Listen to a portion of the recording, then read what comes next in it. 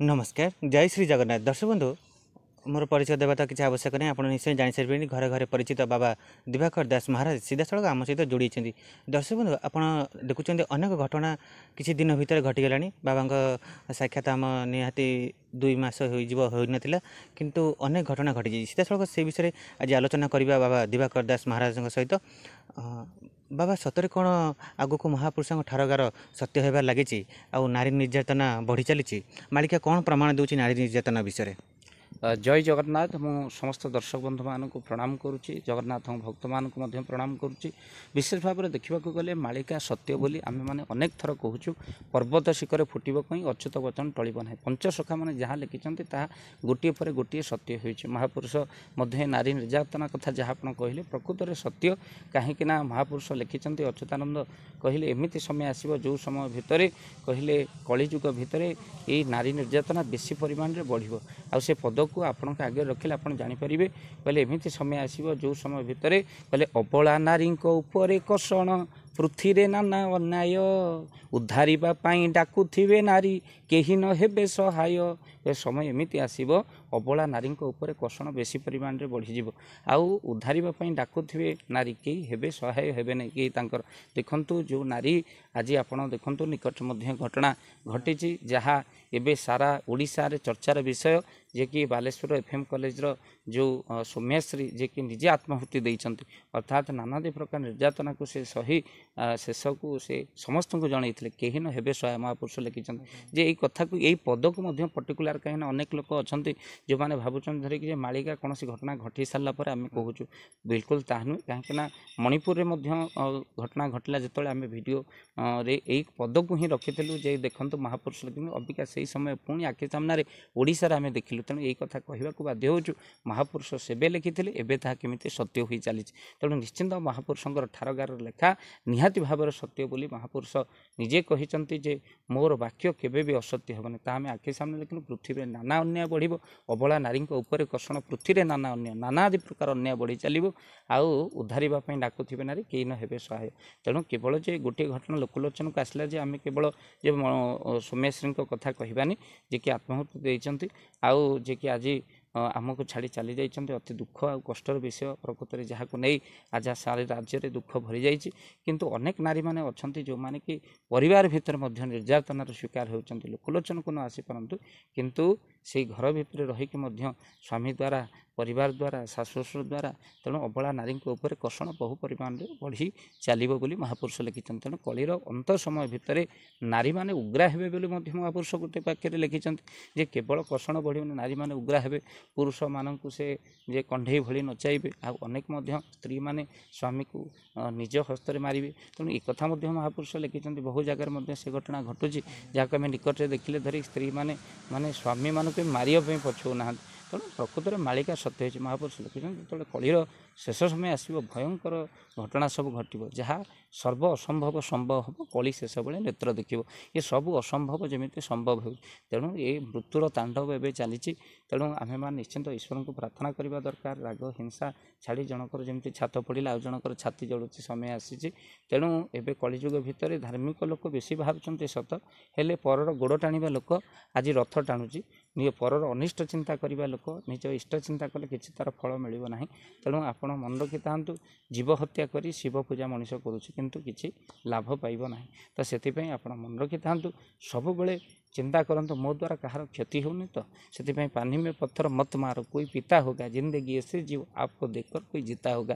जीवन एमती बंचा पड़ो आपन को देखी कहीं बंचा शिखी जाऊ तेणु निश्चिंत से भाई बंचतु मो बापा सब कहते दिवाकर एमती जगह बस कई कहबेनि उठ बोली एमती कथा कह कई कहबेनि झूठ बोली आम तो केवल महापुरुषंकर से मालिकार कथा को ही आपण मान आगे रखुଛୁ जे कौन घटना घटीगला आम लिखिकी आपको कहूँ जे मालिकार थिला बोली मालिकार जहाँ लिखाही ताहा एबे आखि सामने सत्य होउछि बोली आपनक सामने आम रखुछु कौन घटना घटला पर आपन को कहूँ देखो सेबे लिखाई से ग्रंथर नाम आम कहूँ ग्रंथर नाम हूँ रूपणी गीता जहाँद्वारा महापुरुष लिखिते मीन सन संजोग हेबे हेब जितेबाला समर लगे बाबू भारत मंडले मीन सन संजोग समय भारत मंडले भारत पाकिस्तान भितर युद्ध उपजिला आपन जहाँ आपणकर ट्रम्प मुंड पुरैबा पर अमेरिका मुंड पुरैला युद्ध विरति है ये सब किंतु बारंबार शस्त्र उल्लंघन पाकिस्तान कला पहलगाम ଉପରେ ଆକ୍ରମଣ ହେଲା। ତେଣୁ ମହାପୁରୁଷ ମଧ୍ୟ ଲେଖିଥିଲେ। ଆଉ ଗୋଟେ ପଦକୁ ମଧ୍ୟ ଆପଣମାନେ ଏ ପଦ ତ ଆମେ ଲେଖିଦେଇନୁ, ମାଳିକା ସତ୍ୟ ଦିବସରେ ତାରା ଆକାଶକୁ ଖସିବ ମୀନ ଶନିର ରାଜତ୍ୱ, ବାଡ଼ି ବେମାରୀରୁ ଅନେକ ମରିବେ କହେ ଦିନ ଅଚ୍ୟୁତ। ଯେତେବେଳେ ଦିବସରେ ଆକାଶରୁ ତାରା ଖସି ପଡ଼ୁଥିବ, ମୀନ ଶନିର ରାଜତ୍ୱ ସମୟରେ ଯେତେବେଳେ ମାର୍ଚ୍ଚ 29 ମୀନ ଶନିର ଯୁଗ ଚାଲିଲା, ସେତେବେଳେ ଆପଣ ଦେଖନ୍ତୁ ବାଡ଼ି ବେମାରୀରେ ଅନେକ ମରିବେ। ଯାଜପୁରର ଯେଉଁମାନେ ଦର୍ଶକ ଦେଖୁଛନ୍ତି ନିଶ୍ଚିନ୍ତ ଏ କଥାର ସତ୍ୟତାକୁ ଅନୁଭବ କରୁଥିବେ। ଢେଙ୍କାନାଳ ପର୍ଯ୍ୟନ୍ତ ବାଡ଼ି ବେମାରୀରେ ଅନେକ ଲୋକ ମୃତ୍ୟୁ ବା ଡାଇରିଆରେ ଅନେକ ଲୋକ ମଲେ। ମହାପୁରୁଷ ଲେଖିଥିଲେ ମୀନ ଶନିର ସଂଯୋଗ ସମୟରେ ଏଇଭଳି ଘଟଣା ଘଟିବ। ତା ଆଖି ସାମ୍ନାରେ ଦେଖିଲେ। ତା ମଧ୍ୟ ଆମେ ମଧ୍ୟ କିଛି ଦିନ ପୂର୍ବରୁ ଦେଖିଲେ ମୀନ ଶନିର ସଡ଼କ ପଥରେ, ଆକାଶ ପଥରେ, ବାୟୁ ପଥରେ ଦୁର୍ଘଟଣା ବହୁ ପରିମାଣରେ ଘଟିବ। ତା ମଧ୍ୟ ଆମେ ଆଖି ସାମ୍ନାରେ ଦେଖିଲେ, ଯାହାକି ପ୍ଲେନ୍ ଦୁର୍ଘଟଣା ମଧ୍ୟ ଘଟିଲା। ଆଉ ତାକୁ ମଧ୍ୟ ଆମେ ଦେଖିଲେ ବହୁ ଲୋକ ମରିଗଲେ, ଜଣେ କେବଳ ବଞ୍ଚିଲା, ଆଉ ଅନେକ ଲୋକ ମରିଗଲେ। ତେଣୁ ମହାପୁରୁଷ ଲେଖିଛନ୍ତି ଆଗକୁ ଏଭଳି ଗୋଟିଏ ସୌମ୍ୟାଶ୍ରୀ ନୁହଁ, ଅନେକ ସୌମ୍ୟାଶ୍ରୀ ମଧ୍ୟ ପୋଡ଼ି ଜାଳି ହେବେ, ନିର୍ଯାତନା ବଢ଼ିବ। ମହାପୁରୁଷ ତାକୁ ଲେଖିଛନ୍ତି। ତେଣୁ ଅନେକ ନାରୀମାନଙ୍କ ଉପରେ ଅତ୍ୟାଚାର ବହୁ ପରିମାଣରେ ବଢ଼ିବ ବୋଲି ମହାପୁରୁଷ ଲେଖିଥିଲେ। ଆଜି ତାହା ସତ୍ୟ ହେଉଛି। ବାବା, ଆମେ ଯାହା କହିବା କି ଆତ୍ମହତ୍ୟା ଶେଷ ନିଷ୍ପତ୍ତି ନୁହେଁ। ନା, ପ୍ରକୃତରେ ମୁଁ ବି ଅନୁରୋଧ କରିବି, ଆତ୍ମହତ୍ୟା ପ୍ରକୃତରେ ଶେଷ ନିଷ୍ପତ୍ତି ନୁହଁ। ଆଉ ସମସ୍ତେ କହୁଛନ୍ତି ନାଇଁ ସେ ବି ବହୁତ ଷ୍ଟ୍ରଙ୍ଗ ଥିଲେ, ଆଉ ବହୁତ କାର୍ଯ୍ୟକ୍ରମରେ ସେ ନିଜକୁ ନିୟୋଜିତ କରିଥିଲେ, ବହୁତ ସମାଜ ମଙ୍ଗଳ ପାଇଁ, ଦେଶର କାର୍ଯ୍ୟକ୍ରମ ପାଇଁ ନିଜକୁ ନିୟୋଜିତ କରିଥିଲେ। ମୁଁ ଭାବୁଛି ସେ ଭିତର ବହୁତ ପରିମାଣରେ ଭାଙ୍ଗି ପଡ଼ିଛନ୍ତି, ଯାହାର ମଧ୍ୟ ଆମେମାନେ ଦେଖିଲୁ ଯେ ଆତ୍ମହତ୍ୟା କରିବା ଗୋଟିଏ କ'ଣ ନା ହୀନ ମାନସିକତା। ଆଉ ପ୍ରକୃତରେ ଆମେମାନେ କହିବୁ ଯେଉଁଠି କାହିଁକିନା ସମସ୍ୟା ଅଛି ମାନେ ସେମାନେ ସମାଧାନ ଅଛି। ଜୀବନଟା ଚାଲିଗଲେ ସେ ବାପା ମା କ'ଣ ପାଇଲେ ଜୀବନ ଭିତରେ? ତେଣୁ ଏବେ ସିନା ଯେଉଁ ସରକାରୀ ଚାପ ହେଉ କି କୌଣସି ଘଟଣା ହେଉ କି ଆଉ ସେମାନେ ଭାଙ୍ଗି ପଡ଼ିଛନ୍ତି, ଆଉ ଭିତରେ ମଧ୍ୟ କହୁଛନ୍ତି ଏହାକୁ ନେଇକି ରାଜନୀତି ନ ହେଉ, ମାନେ ବାରମ୍ବାର କଥା ଧରିକି ସେ ମାଇଣ୍ଡ ଭିତରେ ପୁରେଇଛନ୍ତି ଯେକୌଣସି ଘଟଣା ହେଉ। ତେଣୁ କହୁଛନ୍ତି, କିନ୍ତୁ ପ୍ରକୃତରେ ଆଜି ସୌମ୍ୟାଶ୍ରୀ ମାନେ ଜଣଙ୍କର ଝିଅ ନୁହଁ, ସାରା ରାଜ୍ୟର ଝିଅ ବୋଲି ସମସ୍ତେ କହୁଛନ୍ତି। ତା ପାଇଁ ମଧ୍ୟ ଅନେକ ରାଜନୀତିର ଆଗକୁ ଆସିଛନ୍ତି, ଯାହାଦ୍ୱାରା ମଧ୍ୟ ଅନେକ ନ୍ୟାୟ ଦେବା ପାଇଁ ମଧ୍ୟ ଲାଗିଛନ୍ତି ଯେ ଏଇଭଳି ଭାବର ଘଟଣା। ତେଣୁ ପ୍ରକୃତ ଆତ୍ମହତ୍ୟା କରିବା ଯାହା ଆମେ ଦେଖୁଛେ, ପ୍ରକୃତ ଆତ୍ମହତ୍ୟା କରିବା ସବୁ ସମସ୍ୟାର ସମାଧାନ ନୁହେଁ। ମୁଁ ଆପଣଙ୍କୁ ନିବେଦନ କରିବି, ଗରୁଡ଼ ପୁରାଣରେ ତ ଲେଖା ହେଇଛି ବହୁ ଯେଉଁମାନେ ଆତ୍ମହତ୍ୟା କରନ୍ତି ସେମାନେ ବହୁ ଜନ୍ମ ପର୍ଯ୍ୟନ୍ତ କ'ଣ କରନ୍ତି ନା ନର୍କରେ ବାସ କରନ୍ତି, ବହୁ ଜନ୍ମ ପର୍ଯ୍ୟନ୍ତ। ତାପରେ ତାଙ୍କୁ ଅଗ୍ନିଆ ପାଣି ମିଳେ ନା, ଗରୁଡ଼ ପୁରାଣରେ ଲେଖା ହେଇଛି। ତେଣୁ ନିଶ୍ଚିନ୍ତ ଭାବରେ ତେଣୁ ମୁଁ ଆପଣଙ୍କୁ ମଧ୍ୟ ନିବେଦନ କରିବି ଯେ ଆଗକୁ ମଧ୍ୟ ଜୀବନଟା ଚାଲିଗଲେ ଆଉ ଜୀବନ ମିଳିବ ନାହିଁ। ହଁ, ଭାଙ୍ଗି ପଡ଼ିଛନ୍ତି, କଷ୍ଟ ଅଛି, ବହୁତ ମିଳିଛି। ତେଣୁ ତାଦ୍ୱାରା ଆମେ ଆତ୍ମହତ୍ୟା କରିଦେବା ଏଗୁଡ଼ା ସମ୍ପୂର୍ଣ୍ଣ ରୂପେ ଭୁଲ। ଏଗୁଡ଼ାକ ସବୁ ମାନେ ଭୀରୁମାନେ ହିଁ ଆତ୍ମହତ୍ୟା କରନ୍ତି, କେବେ ସାହସୀମାନେ ଆତ୍ମହତ୍ୟା କରନ୍ତି ନାହିଁ। ସାହସୀମାନେ ସଂଘର୍ଷ କରନ୍ତି, ଜୀବନ ହାରନ୍ତି ନାହିଁ। ବାବା, ଆମ ଦର୍ଶକ ବନ୍ଧୁମାନଙ୍କୁ କ'ଣ କହିବେ? ଏଇ ଯେଉଁ ସମୟ ଆସୁଛି ଆଗକୁ, ଘଡ଼ିସନ୍ଧି ମୁହୂର୍ତ୍ତ ଆସୁଛି ନା ଅନେକ ଜାଗାରେ ଭୟାବହ ଦେଖିବାକୁ ମିଳୁଛି, ଘରେ ଘରେ ଭୟର ବାତାବରଣ। ଆଗକୁ ଏମିତି ଭଲ ସମୟ ଆସିବ ନା ସେଇ ମହାପୁରୁଷଙ୍କର ମାଳିକା କଥାକୁ ନେଇକି ସମସ୍ତେ ଭୟଭୀତ ହୋଇ ରହିବେ? ଦେଖନ୍ତୁ, ଭଲ ସମୟ କହିବାକୁ ଗଲେ ଆଉ ଭଲ ସମୟ ଆଖି ଆଗରେ ଆଉ ଦେଖାଯାଉନି। ଏବେ ମୃତ୍ୟୁର ତାଣ୍ଡବ ଚାଲିଛି, ସଡ଼କ ପଥ, ଆକାଶ ପଥ, କେଉଁଠି ବଜ୍ରପାତର ମୃତ୍ୟୁ ହେଲାଣି ତ କେଉଁଠି ମୃତ୍ୟୁ ଚାଲିଛି। ଘରେ ଘରେ ପରିବାରରେ ଲୋକମାନେ ଦେଖନ୍ତୁ ମାନେ ଏଭଳି ଭାବରେ। ତେଣୁ ଆଉ ଭଲ ନାହିଁ ବୋଲି ଅନେକ ଜ୍ଞାନୀଗୁଣୀମାନେ ମଧ୍ୟ କହୁଛନ୍ତି, ଜ୍ୟୋତିର୍ବିଦମାନେ କହୁଛନ୍ତି। ତେଣୁ ଏଇ ଯେଉଁ 6 ମାସ ରହିଛି ମଧ୍ୟ ବହୁତ ଗୁରୁତ୍ୱପୂର୍ଣ୍ଣ ସମୟ ରହିଛି ଏ 6 ମାସ 2025ର। କାରଣ 2025ଟା ଆରମ୍ଭରୁ ଆପଣ ଦେଖିବେ, ଆରମ୍ଭରୁ ଆପଣଙ୍କର କ'ଣ ନା କୁମ୍ଭ ମେଳା ଚାଲିଲା। କୁମ୍ଭରେ ଦଳା ଚକଟାରେ ଅନେକ ମରିବେ, ତୀର୍ଥରେ ମରିବେ ଅନେକ ଲୋକେ, ତେଣୁ ଭୋକରେ ମରିବେ ଅନେକ ଲୋକେ। ମହାପୁରୁଷ ମଧ୍ୟ ଲେଖିଛନ୍ତି, ସେ ପଦକୁ ଆପଣମାନଙ୍କ ଆଗରେ ରଖିବି ଯେ ଏମିତି ପ୍ରଥମେ ମରିବେ ଯେତେ ଧନିକ, ତୀର୍ଥରେ ମରିବେ ଅନେକ ଲୋକ। ସେ ପଦ ମୁଁ ଆପଣମାନଙ୍କ ଆଗରେ ରଖିବି। ତେଣୁ ଅନେକ ଧନିକ ଲୋକ ମଧ୍ୟ ମରିବେ, କୋଟିପତି ଲୋକ ବହୁତ ଆଗକୁ ମରିଯିବେ। ପୁଣି ତା ସହିତ ମଧ୍ୟ ତୀର୍ଥରେ ଅନେକ ଲୋକ ମରିବେ। ଆଗକୁ ମଧ୍ୟ ବହୁତ ତୀର୍ଥରେ ଏଇ ଦଳା ଚକଟାରେ ଦେଖନ୍ତୁ ବଡ଼ ଦେଉଳରେ ଆପଣଙ୍କର ରଥଯାତ୍ରା ସମୟ ଭିତରେ ଘଟଣା ଘଟିଲା। ତାପରେ ମଧ୍ୟ ଦେଖନ୍ତୁ ତୀର୍ଥରେ କେଦାରନାଥର ପାଖରେ ଆକ୍ସିଡେଣ୍ଟ ହେଲା, କ'ଣ ହେଲିକପ୍ଟର ଆକ୍ସିଡେଣ୍ଟ ହେଲା। ତେଣୁ ତା ସହିତ ମଧ୍ୟ ତୀର୍ଥରେ ଅନେକ ଲୋକ ମଧ୍ୟ ତୀର୍ଥରେ ମରିବେ। ତେଣୁ ସେଥିପାଇଁ ଏବେ ବୋଲବମ୍ କାଉଡ଼ିଆ ଯାତ୍ରୀମାନେ ଯାତ୍ରା କରୁଛନ୍ତି। ମୁଁ ତ ସବୁବେଳେ ରାତି ପାଇଲେ ପ୍ରଭୁଙ୍କୁ ଡାକୁଛି, ହେ ପ୍ରଭୁ କେଉଁ ଶିବ ମନ୍ଦିରରେ ଅନିଷ୍ଟ ନ ହେଉ, ଭଗବାନଙ୍କ ଉପରେ କାହାର ଭରସା ତୁଟି ନଯାଉ। ନହେଲେ ଅନେକ ହେତୁବାଦୀ ମାନେ ବାହାରି ପଡ଼ିବ, କାହିଁ ଶିବ ବଞ୍ଚେଇଲେ ନାହିଁ ତ, ଅନେକ ଲୋକ ମଲେ ଗାଡ଼ି ଚଢ଼ିଗଲା, କାହିଁ ଶିବ ବଞ୍ଚେଇଲେ ନାହିଁ ତ। ତେଣୁ ପ୍ରତିବର୍ଷ ଘଟଣା ଘଟୁଛି, ତାକୁ ଦୂରେଇନି, କିନ୍ତୁ ଅନେକ ତୀର୍ଥରେ ଲୋକ ମରିବେ। ଆଗକୁ ମଧ୍ୟ ବହୁତ କାଉଡ଼ିଆ ଯାତ୍ରୀମାନେ ସାବଧାନ ହେଇ ଚାଲନ୍ତୁ, କାହିଁକିନା ଆଗକୁ ତୀର୍ଥ କ୍ଷେତ୍ରରେ ବହୁ ଲୋକ ମୃତ୍ୟୁବରଣ କରିବେ। ମଧ୍ୟ ଭକ୍ତମାନଙ୍କ ପ୍ରତି ପୁରା ବିପଦ ରହିଛି, ତେଣୁ ଭକ୍ତମାନଙ୍କ ପ୍ରତି ରହିଛି। ତ ସେଥିପାଇଁ ନିଶ୍ଚିନ୍ତ ସେମାନେ ସତର୍କ ରହନ୍ତୁ। ଆଗକୁ ମଧ୍ୟ ବହୁ ଶିବ ଭକ୍ତ ଯେଉଁମାନେ ବୋଲବମ୍ ଯାଉଛନ୍ତି ସେମାନେ ମଧ୍ୟ ସତର୍କ ରହିବାର ଆବଶ୍ୟକତା ଅଛି। ପାଣିରେ ବୁଡ଼ିକି ଗାଡ଼ି ଚଢ଼ିକି ଅନେକ ଲୋକ ମୃତ୍ୟୁବରଣ କରିବେ, ତ ସେଥିପାଇଁ ମଧ୍ୟ ସାବଧାନ ରହିବାର ଆବଶ୍ୟକତା ଅଛି। ମହାପ୍ରଭୁଙ୍କ ଚିନ୍ତା କରନ୍ତୁ, ଜୀବନ ଅଛି ମାନେ ମୃତ୍ୟୁ ଅଛି, କିନ୍ତୁ ଅସ୍ୱାଭାବିକ ମୃତ୍ୟୁ ଆଉ ସ୍ୱାଭାବିକ ମୃତ୍ୟୁ ଭିତରେ ମଧ୍ୟ କିଛି ତଫାତ୍ ରହିଛି, ତ ସେଥିପାଇଁ ମଧ୍ୟ ସାବଧାନ ରହିବାର ଆବଶ୍ୟକତା ଅଛି। ଆଉ ବିଶେଷ ଭାବରେ ଦେଖିବାକୁ ଗଲେ ତେଣୁ ଆମେମାନେ ସବୁବେଳେ ଯୁଆଡ଼େ ଯାତ୍ରା କରୁଛୁ ଈଶ୍ୱରଙ୍କୁ ପ୍ରାର୍ଥନା କରି ଯାଆନ୍ତୁ, ଘରେ ପଶି ଠାକୁରଙ୍କୁ ଟିକେ ମୁଣ୍ଡିଆ ମାରନ୍ତୁ, ହେ ପ୍ରଭୁ ମୁଁ ଯାହା ସୁସ୍ଥରେ ଯାଇଥିଲି ସୁସ୍ଥରେ ଫେରି ଆସିଛି। ତେଣୁ ଈଶ୍ୱରଙ୍କୁ ଜଣାଇ ସବୁ କାର୍ଯ୍ୟ କରନ୍ତୁ। ବାବା ଆମେ ତ ପ୍ରତ୍ୟେକ ଏପିସୋଡ଼ରେ ଆମେ କହୁଛେ ଆଗକୁ ଭଲ ସମୟ ନାହିଁ, କିନ୍ତୁ ଆମେ ଏବେ ବି କହୁଛେ ଆଗକୁ ଭଲ ସମୟ ନାହିଁ, କିନ୍ତୁ ତାପରେ ବି ପ୍ରଶ୍ନ ଆସୁଛି ଯେ ହେଲା ପରେ କ'ଣ କହୁଛନ୍ତି? ହଁ ନିଶ୍ଚିନ୍ତ ଭାବରେ ଏସବୁ କଥା ଯେଉଁମାନେ ଆମର ସେଇମାନେ ହିଁ କହୁଛନ୍ତି, ଯେଉଁମାନେ ମାଳିକା କାହିଁକି ହେଲା ପରେ ଆପଣ କହୁଛନ୍ତି ସେମାନେ ବିଲକୁଲ ଭିଡ଼ିଓ ମାଳିକାର ଦେଖୁନାହାନ୍ତି।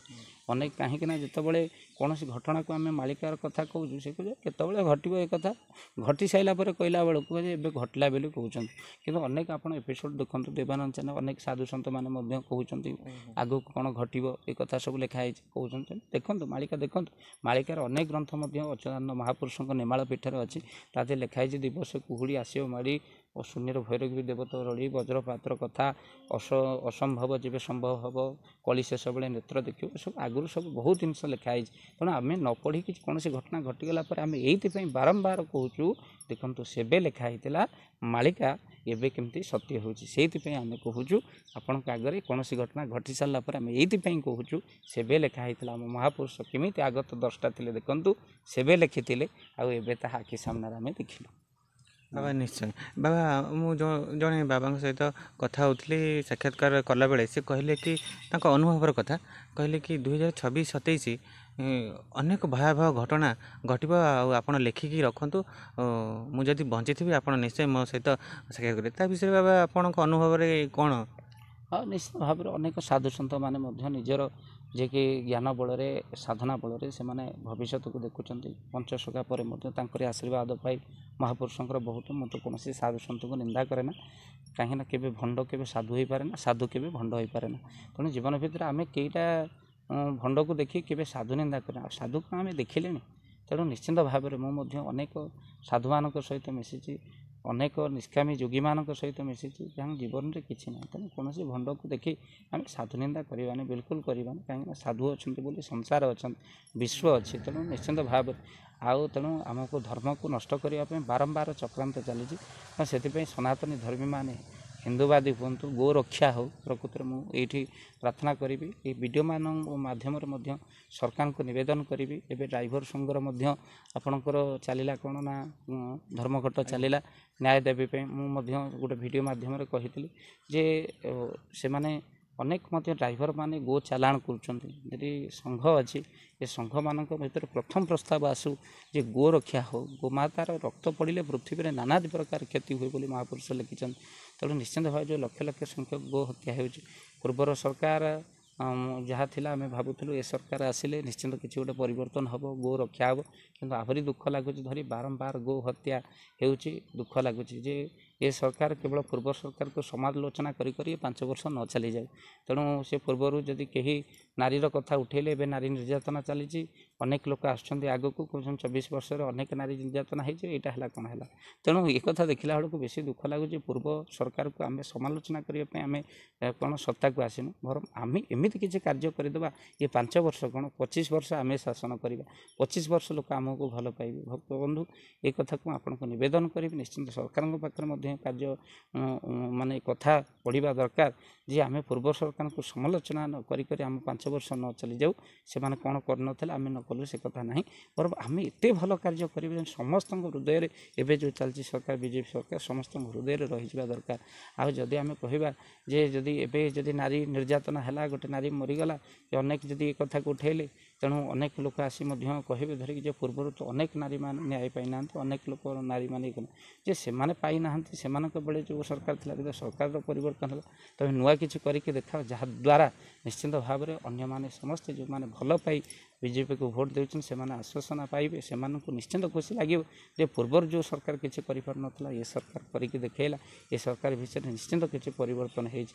ତେଣୁ ଏ समस्त हृदय रहा दरकार कहीं जी गादी को आसी जो लोक मैंने गादी को आनी सरकार को से लोक मैंने गादीच्युत करने भी बेसी समय लगे ना जदि भल कार्य आप किसी न कले तेणु जी भी भल कार्य कर लोक मैंने निश्चिंत भल पाइबे यहाँ कौन भाव में ना तेणु निश्चित आम कि भल करके देखा जोटा तेणु पूर्व सरकार को समालोचना कर आम 5 वर्ष न चली जाऊ आम निश्चिंत किसी भल कार्य कर देखा तेणु गोहत्या बंद होगा दरकार गोहत्या चमत्कारी पदक्षेप मद्यपान मद्य आगु भावुलु आम निजे 5 वर्ष भितर जाओ मद्यपान तो मद को प्रमोट कर लगी तेणु भारी दुखदायक सब घटना नवेदन करी आउ निश्चिंत भाव में तेणु मंदिर गढ़ा सहित मद्यालय एत परिमाण में गढ़ा छोट पिला माने नष्ट हो गले तो से नवेदन करी आपण को सरकार को किसी गोटे परिवर्तन आसवा दरकार गो हत्या उपर आईन आने दरकार लागू हवा दरकार आउ तो सहित मद्यपान कर छोट पिला माने धड़ा जहर आईन आने दरकार